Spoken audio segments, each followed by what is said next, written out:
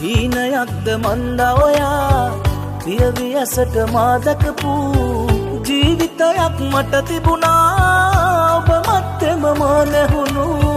අතීතයට තාම ආදරෙයි වර්තමාන කඳුළු දුක්බරයි අපි දෙන්න එකට හිටියනම් කියලා හිතුණු ආරානන්තයි මතකද මන්දාමාව